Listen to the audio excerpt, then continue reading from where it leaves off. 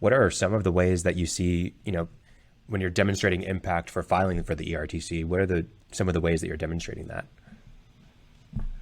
Some of the main ways, one of the ones you touched on just now was supply chain issue that affects almost every industry under the sun, but it particularly affects construction, manufacturing industries.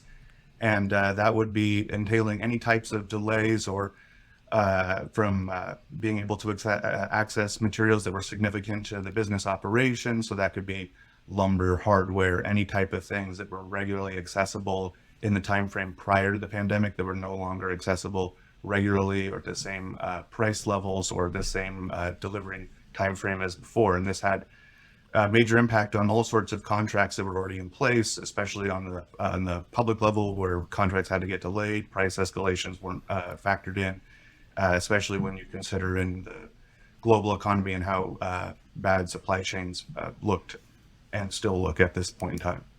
So supply chains is definitely one particular factor. An interesting part about supply chain issues, since we're on this topic, is that the way the credit works is it's based off of wages that are already paid. That's the determining factor on the size of the credit.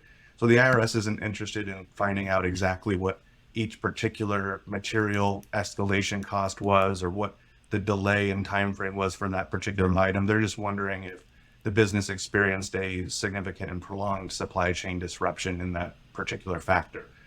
Some of the additional ways in which businesses can become eligible is just overall compliance with federal and state level orders. So that means anything that comes out of CDC, anything that comes out of OSHA, anything that comes out of the executive department for the state or for the public health department for the state.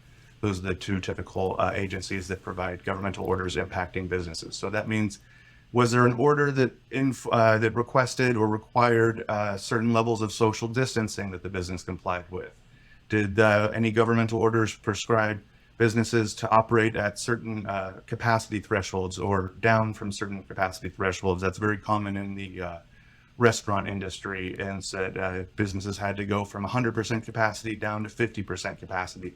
That would be considered a business impact. Additional business impacts are businesses that experienced employees that were out with COVID. So if you had a employee that was out with COVID for any duration of time, or even if that employee had to care for a family member that was out with COVID and then had to demonstrate either a lack of symptoms or had to present a negative test to return to work, that would be considered a business impact that was impacted because of governmental orders in place.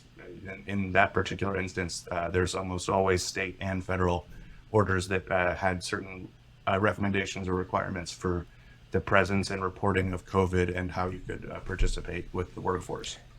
So those are some of the factors. We also had to